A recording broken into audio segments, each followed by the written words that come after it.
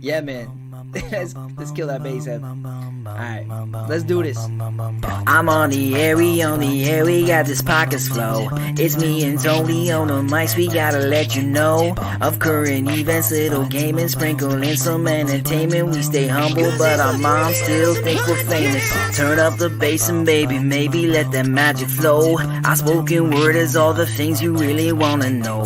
Having a good time on the show, T-Bows and Matty G. Tune in and hit subscribe and join us on the FAP.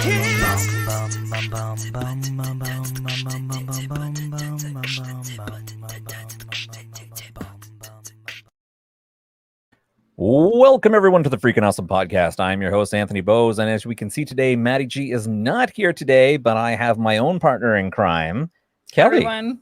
Hi, how are you doing today, Kelly? Good, how are you?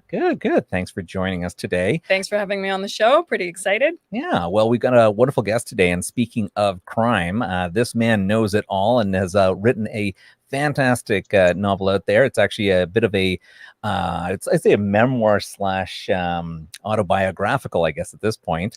And our guest today, of course, is Michael Dineen. How are you doing today, Michael? I'm doing very good. Thank you. That's wonderful. So as we were talking about crime and clearly this book is called the Suburban Gangsters. Yes. Was I correct in saying this is a little bit more on the autobiographical side? I mean, I know the character, even though some names have been changed, is a lot of this is based on your own personal life. It is. The only reason I changed some names was to give me some plausible deniability. That's fair. Good for you. Good for you. Believe me, I thought this thing through before I actually put it to print. I kind of wondered that, and I know that we've got some questions about that. But I mean, I guess one of the first and foremost things I am curious. I mean, were there a lot of people or characters or names in this that you're thinking, how could this blow back on me? Not really. I mean, I wasn't worried about too much stuff like that. I could take care of myself, and it's all over my town, though. I mean, like everybody's been talking about it since it came out. That's amazing. Yeah. When did it come out? January of 2018. I think it was January 16th. Okay. What was that like, waiting for, I'm assuming it was your first book, waiting for that to be published and going, okay, let's see what happens now. Wow. It felt like it was taking a lifetime to get this thing done. I mean, I hadn't participated in school much, probably since ninth grade. And I probably didn't write anything meaningful since ninth grade. So just writing this thing was like a chore for me. But then the waiting part afterwards, I mean, it took like 6 or 8 or 9 months to get this thing to print after it was done. Wow. So it was, it tried my patience quite a bit. I bet it's quite a process behind the whole thing.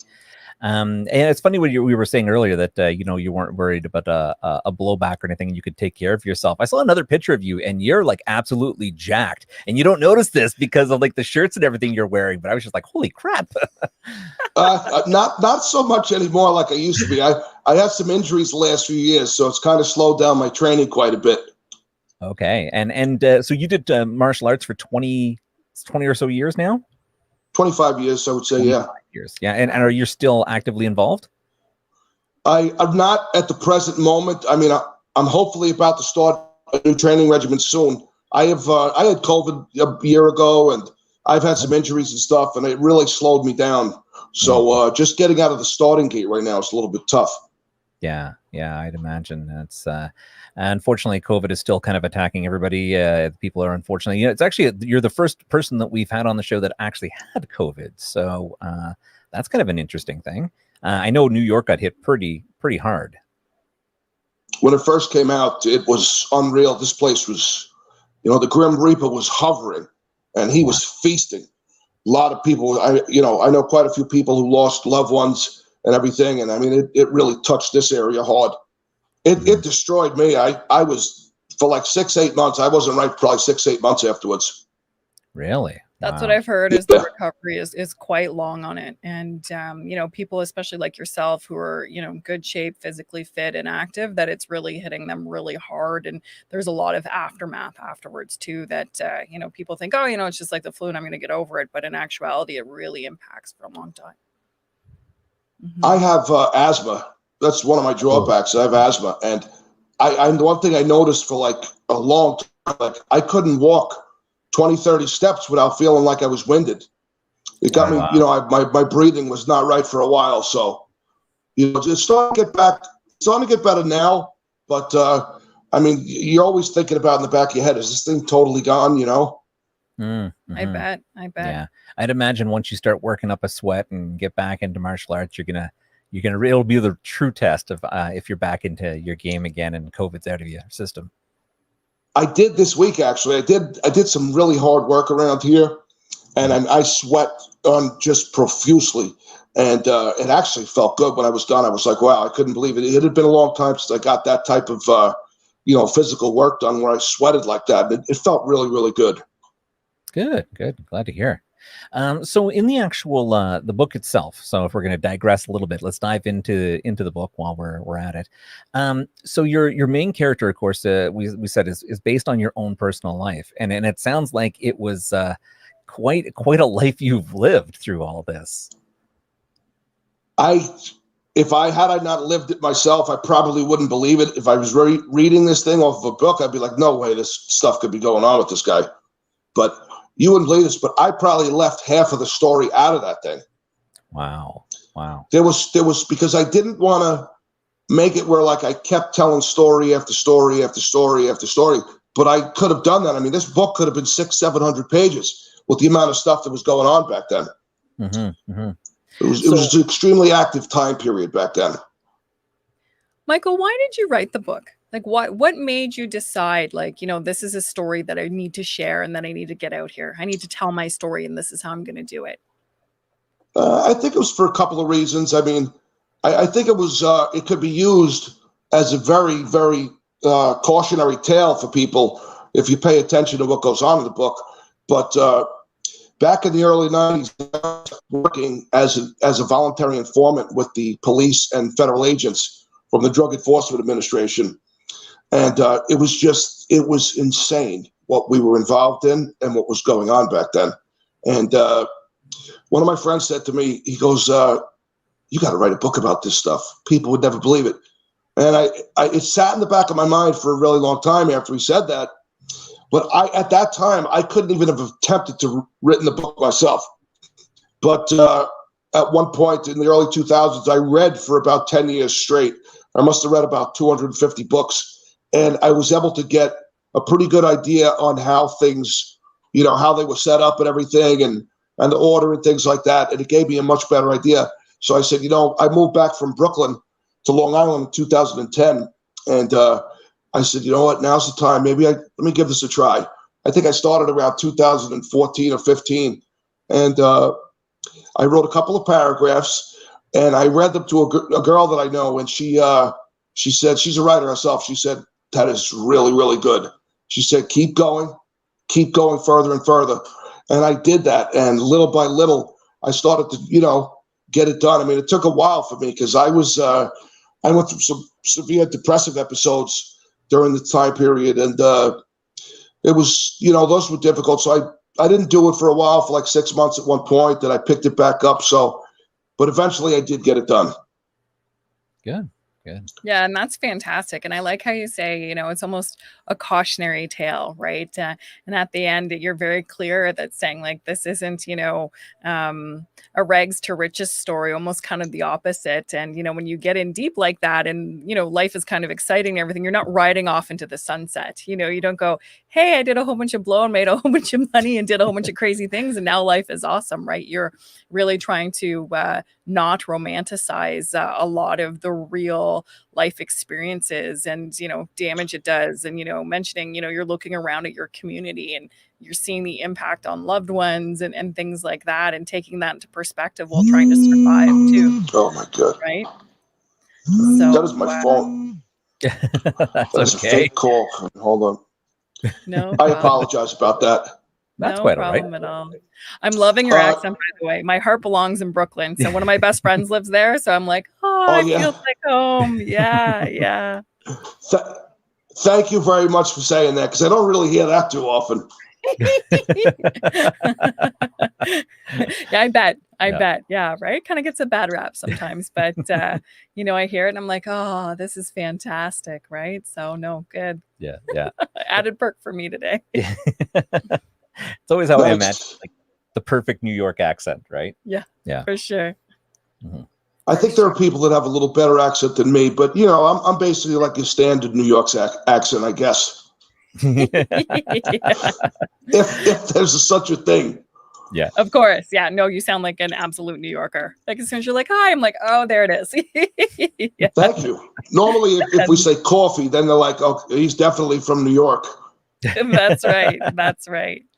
You know, it's funny that you bring up the coffee because when we were down in New York, I could not find a good cup of coffee. Don't tell him that. No, I know it is. It's so different than coffee up here. Coffee's just it's just completely different flavor and thicker for some reason. So I don't know. I've had some. Where are you guys right now? we're up in Canada. in Canada, up in the Near Ontario area. Toronto. Oh, awesome. Oh, man, I've had a Canada fixation for a really long time. It's a good place to come up to. Yeah. I hopefully, if things work out, I'll definitely be coming in the near future. I love Vancouver, British Columbia. To me, I see it on TV. I've wanted to go there for 25 years. I just have not been able to get there, but it's definitely on my things to do in the near future. Absolutely. It's all of our provinces are fantastic, but BC is definitely somewhere you need to visit. Yeah. Absolutely. Very green. Yeah. Yes. The mountains and the ocean. Oh, it's so nice. Yeah. No, it's really cool stuff. Beautiful. So I wanted to ask you, when you were working, obviously doing your trade and also working with like FBI and stuff, like that must have been not only like such a conflict, but I mean, you're like quote unquote the bad guy working with the good guys to take down other bad guys. That kind of makes it better for you, business wise. Makes him a medium guy. Yeah. What it did is, like, this was a plan. This thing came together pretty quickly once I saw what was lining up in front of me.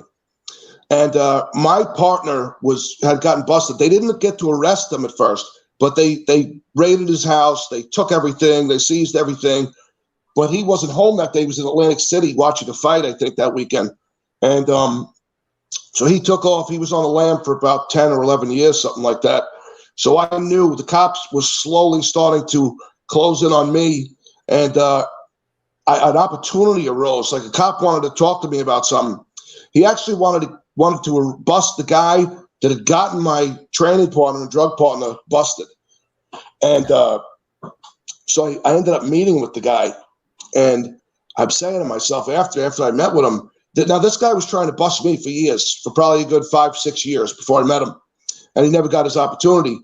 But after I met him, I'm driving away after the meeting. I'm saying to myself, this could be a great thing. I'm like, you know what? I'm going to use this to my advantage and play every angle with this thing here. And so what I did is I used it to basically put a force field around myself and my second partner at the time. And it enabled us to sneak around basically low key, right underneath their noses and behind their backs, and do as much dealing as we basically wanted to do at that time. Wow. I don't know. I feel like when you see an opportunity like that, you're thinking, instead of like, how can I work this for my advantage? I'd be more like, how is this going to get me killed? That's the first thing I said. But you'll see when I say it in the book, I'm like, I'm going to find out soon, because this thing could backfire in my face really bad. Mm-hmm. And it ended up not, because I was very smart in how I read these cops and these federal agents. I knew who to trust. I didn't trust the feds at all. And that was a really smart move on my part. But the cop was this real straight shooter. And he ended up being a real great guy. He helped, me out in a couple of jams. And it worked out really, really well. And it was something that I didn't know about Whitey Bulger at the time. We were young when this happened, when this went on. I was like 24 years old or something like that. And so, getting involved with the feds, and, we were basically swimming with great white sharks at that point. And we managed to keep a cage around us while we were doing it. Wow. That's quite the juggling act. Do you ever look back now, or when you're thinking about, your book, or, the stories that you've included or not included, and ever think, I'm so lucky to be alive? I say that all the time. I mean, there's some reason, there has to be a God up there, because there's no way I made it through what I made it through, and I'm still here today. I am here for a reason. Somebody watched out for me, because I was near death on so many occasions. Right. Wow. Yep. Yeah. I mean, speaking of which, I mean, you're kind of as a dealer of the time, you commit the cardinal sin, which is, of course, getting into your own product, right? And that alone must have had such a stressful, aspect on your time. Or it was really fun for a long time. That's true. It depends on how you look at it. What's really weird is I did drugs when I was a teenager, all through my teenage years, but I stopped around 19 years old, and I really didn't get high after that, except maybe once in a blue moon. While I was dealing and stuff, I wasn't touching anything. I was very disciplined with my working out and all that stuff, and I was very good like that. It wasn't till later on, till things started going bad, that I eventually picked up heroin. It started with the painkillers first, and then when I switched to heroin, it was like an avalanche with my life at that point. Yeah, because I read in the book that you became quite a heavy user. I was surprised at how much you were using, and I think you had mentioned your usage for the week, and I was just like, oh wow, that's a lot. That is a lot. Okay, I can see why things got maybe a bit messy for a while there. It was disgusting. I look back at it, I'm like, what were you thinking? My God, I remember me and this idiot that got me to shoot up for the first time. After a while, like after a couple of months, we start going back and forth, seeing who could shoot more bags at once. And I mean, just think about how stupid that is. And I ended up shooting 9 bags of heroin in one shot. It was like the record I got up to. And please don't anybody try to do anything this stupid ever, because I was asking to die at that point, and I was just lucky that it didn't happen. I'm amazed you're even alive after that much in one time. It is. It's scary. Like, I think of myself now, like I'm really pushing. I want to bring this thing to a series, and I'm trying to push, expedite this thing, because I'm saying to myself, God, I hope I don't all of a sudden, like a year from now or 6 months from now, like I could go at any time after everything that I was doing. The only thing I think that may have helped and may have granted me some extra time is all the working out and stuff that I did do, and I did take care of my body for a very long time. Yeah. Did you know, like you just said that, you and your friend would have races as to who could shoot the most and things like that, and that you were kind of asking to die. In those moments, was it sort of like the avalanche that you talk about, or did you know you were like, okay, I'm done with this. I've had enough. I'm feeling bad. I'm in a bad place, and this is it for me. Like, I'll play this game, or I'll do these stupid things. Or were you just like, hey, this is fun and this is the life, and so involved in it that you didn't know? At that point, I was just winging it, and I didn't even stop to think about consequences or anything at that time. Mm-hmm. It was probably a year later where all of a sudden I'm starting to go broke. I'm running out of money, and this addiction now is punishing me really bad, because I'm spending, large amounts of time in withdrawal, and just the pain that addiction brought was something I wouldn't wish on my worst enemy. And that's what started to make me, really, at one point, really want to stop everything. It was a slow process, though. Like, some people out there can cold turkey it, and then they never turn back and do it again. But there's very few people that can do it like that. Yeah. So for me, it was a process of getting off of it. Right, went on the methadone and stuff, and eventually got tapered down off of it and stuff. And in the U.S., so up in Canada, methadone is like a clinic, and you go to it and you check in every so often, and you sort of get your dose. Sometimes it's daily and sometimes it's not. Is it the same in the States, or were you part of like a rehabilitation center, or what sort of helped you at the end to kick for good? The meth definitely helped give me my life back, because it stops the behavior of when you're doing drugs, like the running and gunning and copping and all that other stuff that goes with it. It brings you back. It gives you some type of order back in your life, where you stop with all that crazy stuff you're doing on a day-to-day basis. So it helped as far as that went. And it helped me to stop being sick all the time, which was the one thing that it'll destroy your life when your life is so up and down like that because of dope sickness. You have no quality of life whatsoever. Yeah, that's got to be the hardest part. I mean, at what point, like at the highest point of your career doing this, I mean, how much were you bringing in? What do you mean as far as dealing goes? Well, just like money wise, financially. The good times when you were rich. Yeah. I remember when we started selling cocaine, it was 1985. Crack had just hit. And we were probably making $5,000 a week, cash, tax-free, and then I can't give too many details here because I don't know who's listening to this thing out there, but it got significantly higher and the stakes were raised dramatically. Mm-hmm. In all of the people that you worked with, does the book put any of those people at risk, or are there people out there who would be like, that book, that part's about me? Yeah, most of the people around here, they've figured out who's who. There's no doubt about that. Did I put anybody in jeopardy? No, because like I said, some of the things that happened at the incidents, I wrote them up and I was a little vague about who might have done something or exactly where it really was that this happened. At one point, a former city official's son was shot after a bar fight, him and his friend.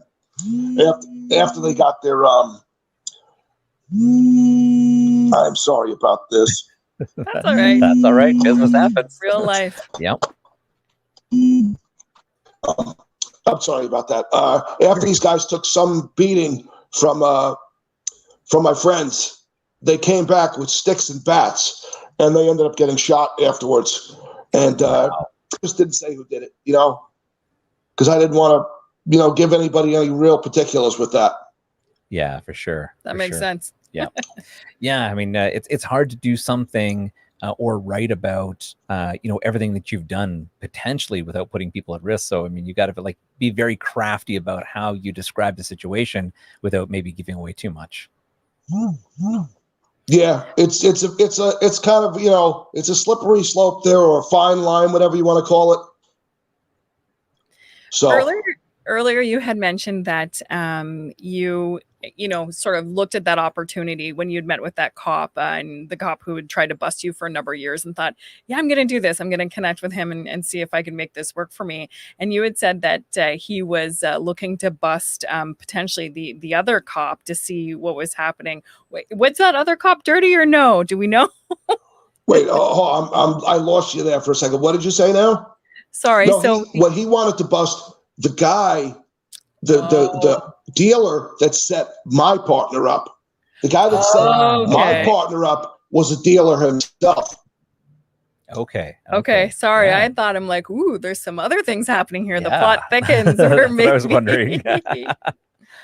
Good stuff. No, it's good. When you did work with police, sort of the various levels of them, were you surprised at how things operated, or were you like, yeah, no, this is exactly what I thought?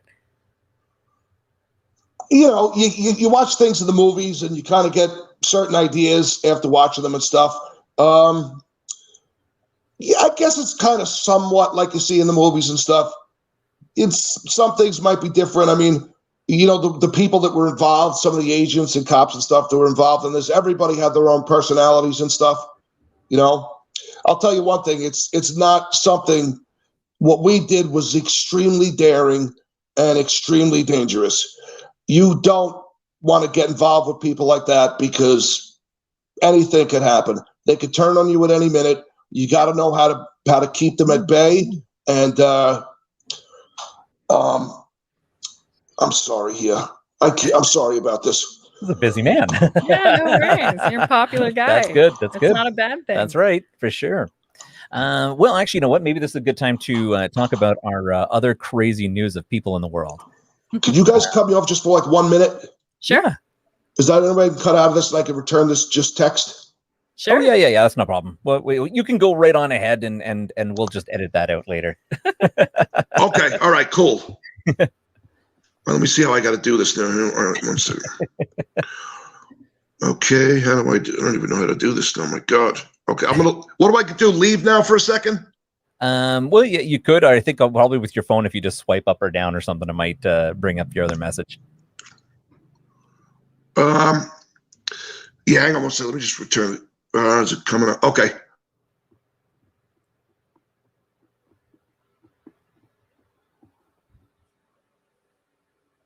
Just look at the audience and say, we'll be right back.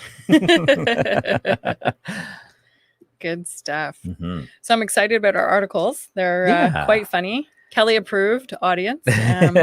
Sometimes Anthony has some articles that I'm like, oh, come on. Yeah, it's true. These ones, true. These ones seem all right. You know, it's really weird because with the whole COVID thing, the world went a little topsy-turvy. And I thought, oh, well, that's great. You know, this is where a lot of the weirdest things are going to come out of with people being locked in their houses and what are people going to come up with. And then I was really disappointed at one point. I was thinking, wow, the news was so much funnier before COVID.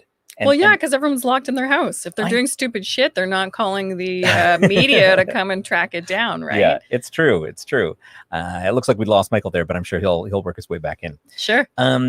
You know, but I don't know. I feel like with COVID, people being locked in their houses, they'd be doing even crazier stupid shit, right? Yeah, but again, no one's there unless they're doing TikTok. I personally am not a TikTok person, but there's a lot of stuff that people are doing online that I think that as opposed to media, right? So they're not going out in public and doing stupid shit. They're just posting it on social media. It's true. Right? Yeah. And you know what I love? The thing about the articles is I love being able to see the crazy headlines. And when I see things in print, that's even funnier than when you see the electronic version, because you're like, this actually hit the local newspapers.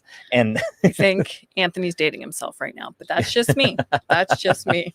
Well, no, I mean, when did newspapers actually kind of, I mean, there's still some towns that print newspapers. I mean, they don't do it around us anymore, I think. But no, they do. Well, very little. Okay, so there's still absolutely all the big newspapers. If we subscribe to it, I subscribe to a digital copy. Yeah, but do they do the print copy as well? If I paid for that, do they? yeah. Wow, but it's actually a tax write-off, folks. So if you get a digital copy of your newspaper, it's a tax write-off at the end of the year. Wow. Fun facts with Kelly. There we go. Yeah, that's a good thing to know. You came here, you learned something, no problem. So when you're having problems with your taxes every year, make sure you subscribe to Kelly's tax course. Yeah, 101.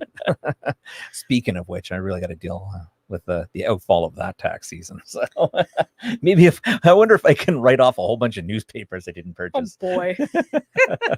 Can I have a reevaluation in my favor for once? Do you want to get started with our first article? Sure. You know, let's jump in. So the first article, of course, is this one's really fun because it's complete irony if you think about it. The headline on this one, of course, was the Weight Watchers demonstrator accused of what?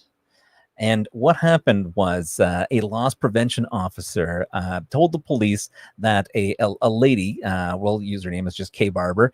She was 47 years old and she was working at the Point St. Lucius store, and she was conducting a demonstration for Weight Watchers. But what the funniest thing is the loss prevention officer had noticed that she kept putting things into a blue bin that she carried around with her. And when they stopped her, they found that she was actually stealing cupcakes and teeth whitener. But what kind of cupcakes were they? Well, the best part is she's truly dedicated to the cause because they were Weight Watchers cupcakes. That's right. So she's still within her points. Right. If you're still she's still working the program. If you're still in your brand, I guess now the mugshot, of course, doesn't look quite happy on that one. Google it, folks. Right. It's not so good. Yeah. It's look it up. It's not the best picture for the company spokesperson. I don't know. If you look at that image, it clearly says, I should not have taken the cupcakes. Like there's that almost like that fourth or that afterthought of, damn. So not to mention, I mean, everybody looks Anthony's haggard. being kind. Yeah, everybody looks a little haggard in their mugshots, right? I don't think that's kind of a normal thing. So that's okay. Look at that. We got Michael back. Perfect. Good timing. Guys, I am really sorry about that. Yeah, that's quite all right. No That's quite all right. We just went over an article. So just a quick recap. It was about a woman who worked for Weight Watchers who got caught stealing cupcakes. Weight Watchers cupcakes, though. Weight Watchers it was cupcakes. Okay. Yeah. Interesting. Yeah, I mean, you're going to commit a crime. I mean, at least do it for the company you work for. I mean, they probably don't work for that company afterwards. No, but... I would say that they were most rightly fired. Yeah, sweet irony. So, but you're here in time at least for the second article, and this one is really off the charts. So, this one is about a pastor. Oh my God! There's phones everywhere. Oh my God! This is cruel. What's going on right now?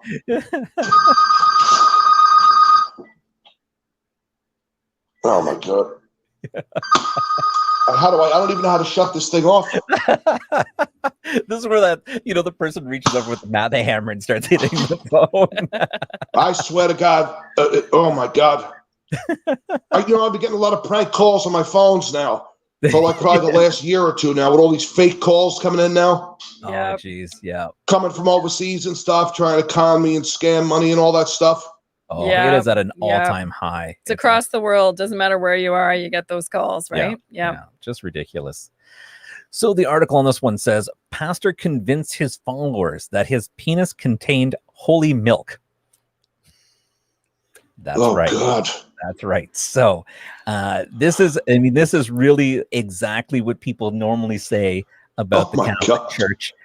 This was not the Catholic Church. I have to say this was actually an evangelican. I don't know how to say evangelist church out of Brazil. And what happened was the pastor had basically said that he had been blessed by the Holy Spirit, and that his Holy Spirit would only come forth through his penis. And he was able to trick his parishioners into oral sex so that he could dish out his holy milk. His holy milk. Oh my God. So please tell me he's not on Long Island here. No, but the funny thing is, at the end, when he was arrested, he had said that he will continue to dish out his holy milk or his sacred milk with his cellmates. And I'm like, you might be the one receiving the holy milk when you get to jail. little reversal of fortunes in there. Yeah. Maybe some karma. Oh, wow. So I karma mean, usually works very well in jail for people like that. Yes. Right. Yep. 100%. I mean, how do you, I mean, I don't know. I mean, if you're super religious, I mean, there's a line that you draw when someone says, "Hey, come on back here. I'm gonna dish out the Holy Spirit via my penis." Like, you don't ever stop and think, wait a minute, but something doesn't seem right. There's stories like this all the time, though, where because these families or people really put all of their trust and faith into whoever their religious leader is, and they can get away with almost murder. In some cases, they do get away with murder because they have people completely convinced that it's the word of God or whatever they tell them. And there was somebody locally actually who started counseling just the females and all the marriages of the church, and it became very dark and twisted very quickly for a lot of marriages and women. And of course he counseled the men and to allow him to do whatever. And wow. It was a very, very strange time in this community, and the power of religion. Yeah, right. So it kind of everywhere. Yeah, the gullibility. I mean, how could they be so gullible though? Yeah, I mean, you got to be really dedicated. Like, I don't know. That's let me tell you, I wouldn't be going back for any holy milk. That's for sure. So, I mean, most people I would think would be smart enough to question that. I would think most people would be smart enough to question that. Yeah, exactly. You would think, right? Like you're going like, yeah, if I was invited for some holy milk delivery via someone's penis, I think that I'd be like, I think I'm full. I'm going to pass on the holy milk for today. And I might see you next week, and then automatically go and never return. Never return again. Oh my God. Yeah. Yeah. If it's not coming directly out of a sealed container, let me tell you, you're not drinking it, especially nowadays.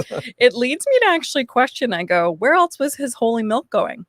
Right? The body of Christ, the blood of God, or Jesus, or you know what I mean? Or whatever, communion or food. Like now my mind's now wandering. Yeah. Yeah. Going, This is, oh boy, maybe the milk was part of many feasts. oh, Jesus. Well, here's the big question.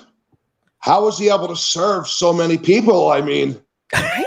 think about We'll it. just create a line in a glory hole through the confessional. Most guys would be done after like 2 or 3. I mean, you know, Right? was this guy serving, you know, for 20 and 30 and 40? I mean, how did he manage to supply himself like that? You know, Michael, this also crossed my mind when Anthony told me that's just not. I'm like, how long was the lineup? How often was milk served? Yeah. Was it how many times a day? Like what kind of like how much milk? Would something happen and then maybe like I don't know, or maybe there was 3 or 4 people lined up for milk at once and then it was like a random whoever God chose that day was where this was going, right? Just a sloop with a bunch of offshoots.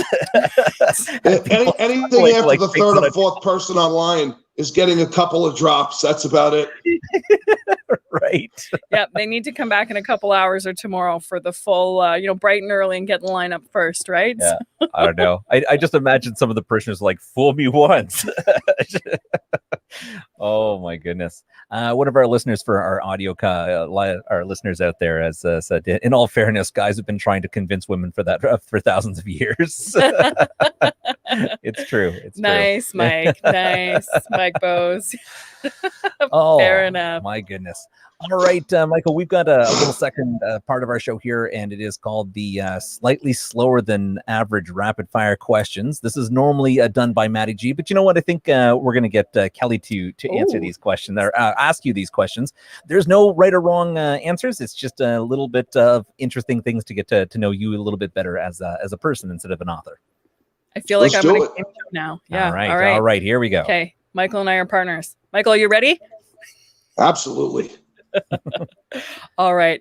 What made-up word would you register into the English language? What made up? Oh, this is a tough one for me. Wow. Hold on. Oh my God. I'm actually stumped here right now because, okay, here we go. You ready? Instead of saying fuck off, it would be FUCOUGH. Ah, So it's like 2 words. Yeah, I like that. I'm going to use that in front of the children now. I'm just joking.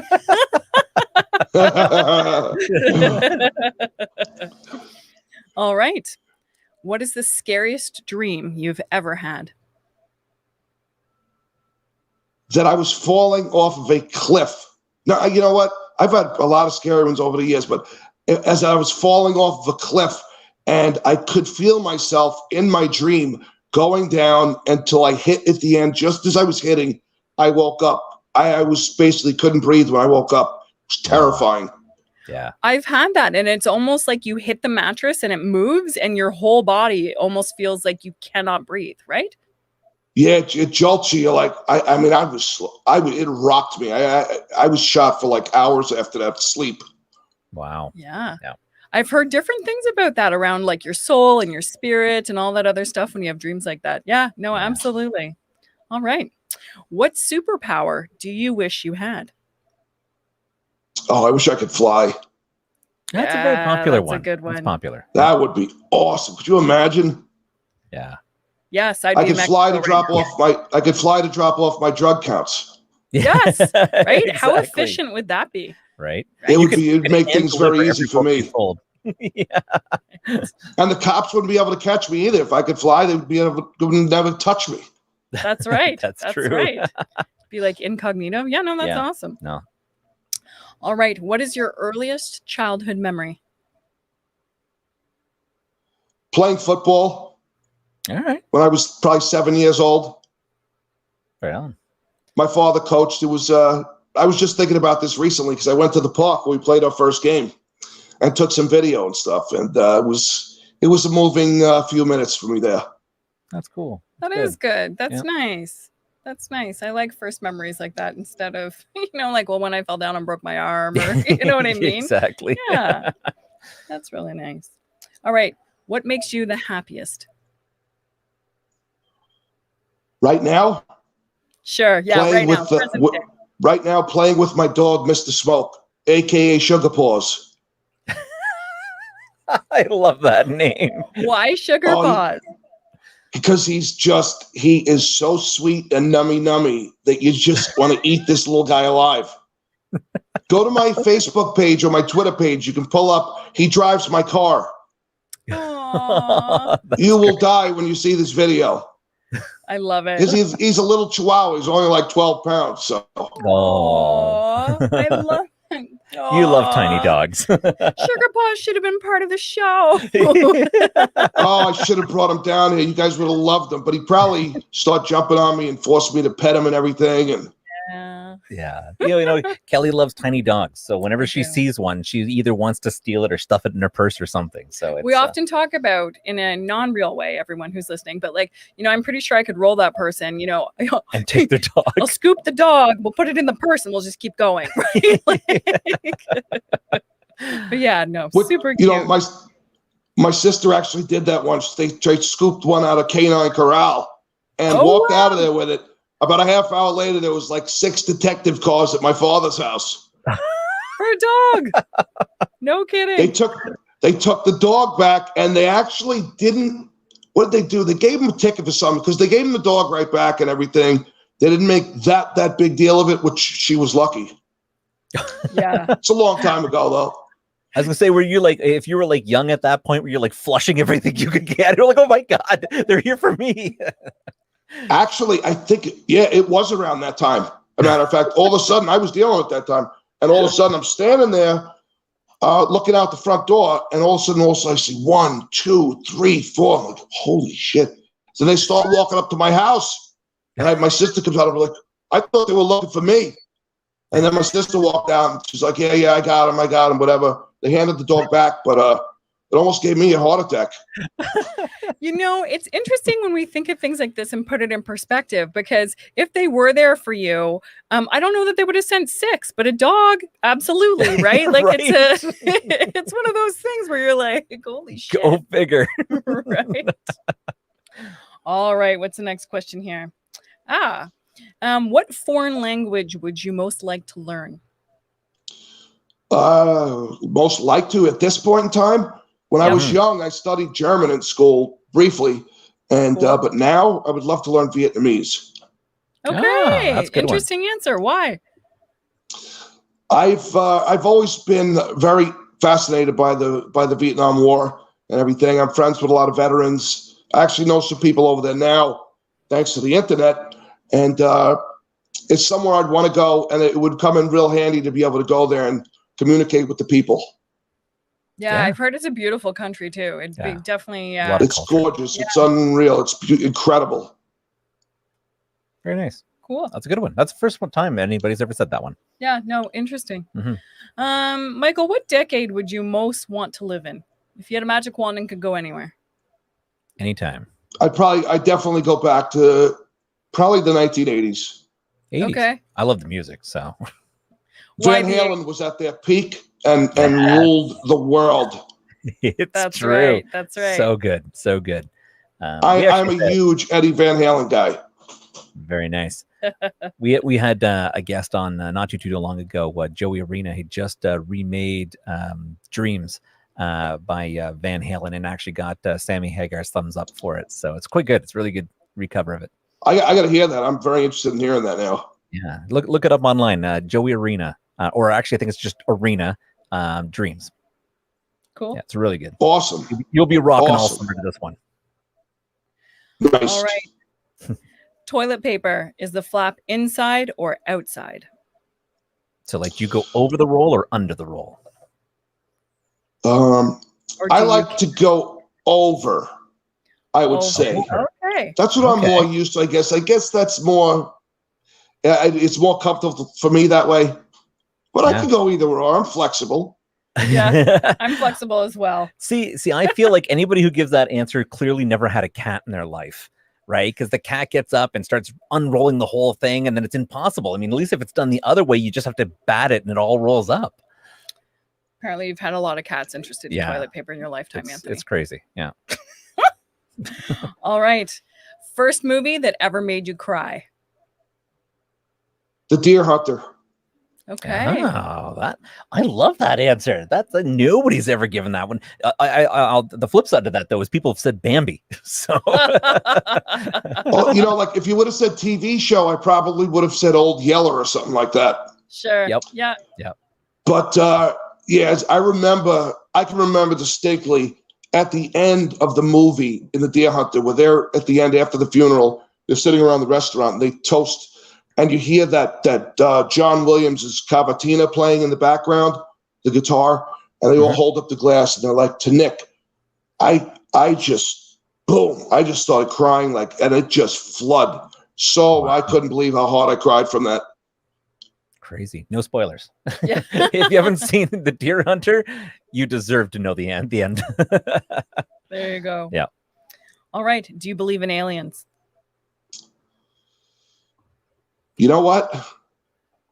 I'm going to go with yes. Okay. Okay, good. You ever seen an alien? I've seen alien type people at times, but I don't think I've ever seen an actual alien. All right. Okay. I like it. I like that answer. Yeah, that works. All right. Believe me, I lived in Brooklyn for 10 years. There's plenty of alien type people walking around in there. Fair enough. Fair enough. Yeah. What would you do or how would you spend with $100 million? I'd take 80 of it and divide it up between homeless people, Veterans Affairs, Recovering Veterans Affairs, and probably children's disabilities. Very nice. Very Love that. nice. Good Love for that. you. Good. Are you right-handed or left-handed? Right-handed. Right-handed. Damn. Those lefties are always losing out. What annoys you more than anything else in the world? If I ever see anybody in a car next to me with a loud radio on and they're listening to Billy Joel, it is a done deal. I am pulling that car over and ripping their stereo out. And God forbid, if I'm in an actual bad mood that day, that person's in trouble. I love it. Clearly, that's just me, though. I mean, everybody's got their own thing, right? Yep. That's funny. Wow. What is the last thing, Michael, you did just for you? It's been a long time before I've really done anything for me. You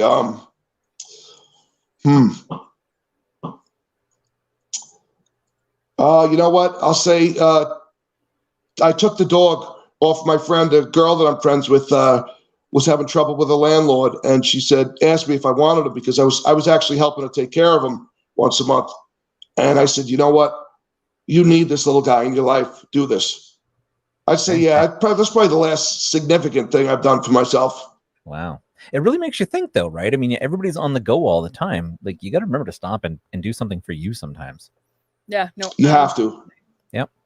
That's why we put that question in there. It really makes you think, especially when you're so busy.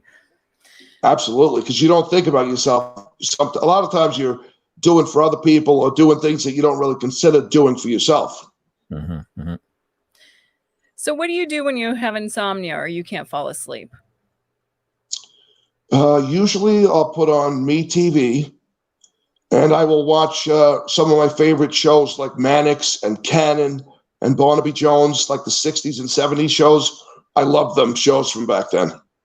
Okay. Yeah, right on. And then that just lulls you to sleep, or at least you're enjoying your time that you can't sleep? Yeah. Actually, it usually wakes me up more, which is great because then I usually finish it out until it's over. All right. Nice. All And right. then I'll hit the rack back again around 5 o'clock.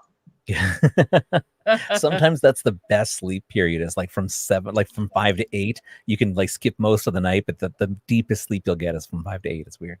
I noticed that too. You're actually right about that. Yeah. Michael, what's the best food you think you've ever eaten? Oh man, it's this is subjective here. I would have to say Italian food in New York City. That's I'm probably going to go with Angelo's on Mulberry Street in Little Italy. Yeah. Were we talking about that not long We ago? ate there. That's where we ate that's when we where were in we New ate. York. Yeah. Oh, that place was unreal. We had our own table in that spot years ago. Wow. You know what? Fancy. It's really funny the when we actually ask the food question, New Yorkers struggle the most because I think there's just such a variety. And then they have to be like, oh crap, do I like this place on the corner of this and this, or do I like this place? And then in the end, they're like, man, if I say the wrong place, are they going to hear this? And then I lose my table. It is a really complicated decision around here because you have so many varieties and there are so many places around here that sometimes it'll drive you nuts. It'll take you an hour to figure out what you want to eat. Yeah.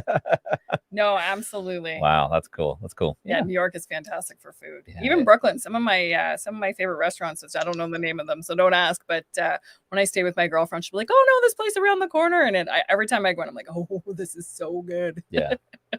But Good seriously, listeners, if you're in New York, go to Angelo's. It's really good. Mm-hmm. It's fantastic. Terrific place. Mm-hmm. So, have you ever had a crush on a TV or movie character, and if so, who was it? A TV or a movie character? Let me see. I've had quite a few. It's all, I guess, what decade this would be, right? This is going to be tough to say now too. I don't know. Let me see. Probably. Wow, this is killing me here. I've got so many on my mind right now. Trying to pick one is like. Wow. I especially love this question because Maddie G told us his, and his was Miss Frizzle from the Magic School Bus. Oh boy. And I just can't get that out of my head still. Matt. If we go in 1970s, I would say Farrah Fawcett probably. Yep. Oh yeah. If we go in 70s, if we're going 1980s, I can't remember. There weren't that many good shows in the 1980s. Let me see. Hold on. Probably, I don't know, maybe Halle Berry. Halle Berry, yeah. She's a hottie. She was hot. Yeah. Yeah. She still is hot. Yeah. Well, I don't actually. I'll give you one more. You know who's my TV crush was CCH Pounder. I'm not familiar. She's on the new NCIS show. Oh, okay. I'll have to check it out. Yeah, she plays the coroner on the NCIS show with Scott Bakula. Yes. Okay. I think I know who you're talking about. I'll go in and Google her as soon as we're done, and I'll go check in and Google her. Probably not going to make everybody's top list, but man, there was something about her. I find her so sexy and attractive. There you go. Excellent. Hey, and of course, what's you got to ask the last question. That's All Maddie's right. favorite. So, what is your favorite podcast you've been on in the last 12 hours? It's got to be this one, of course. Yeah, of course. Of course. It's even great when there's no hesitation. Yeah, I don't think I hesitated too much with that, right? No, that was good. That was good. This is great. You guys, I'm having a good time today. This is really, really good. Excellent. Well, we're glad you've enjoyed. We super love having you on the show. For the listeners, of course, out there or who are interested in getting your book, how about you let us know how they can get it? It's available on Amazon. It's also available. There's a bunch of places online you can pick it up, but I would go with Amazon. It's the most trusty and safe to go with. They never go wrong. Excellent. And what about any social media or anything that you're super passionate about? Do you want to pitch that while we're at it? You could look me up on Twitter. It's at Michael Dineen #58. And I'm on Facebook also. You just go by my name, though. It's not like any special handle or anything like that. Okay, excellent. Wonderful. Well, for our listeners on the road, we'll make sure that we put you up in our guest section as well as the links that you just mentioned on how people can get a hold of you. And we really appreciate having you on the show. We'd love to circle back around with you at some point and have you back. Guys, anytime you want, give me a call or just shoot me an email and I'll be glad to come back on. And next time I'll make sure nobody calls and interrupts our show. I am really sorry about that. Oh, that's no worries. You know what? That's what the show's about. It's all life, what it's like at home, right? So clearly you are a busy man, even at home. Popular guy. Yep.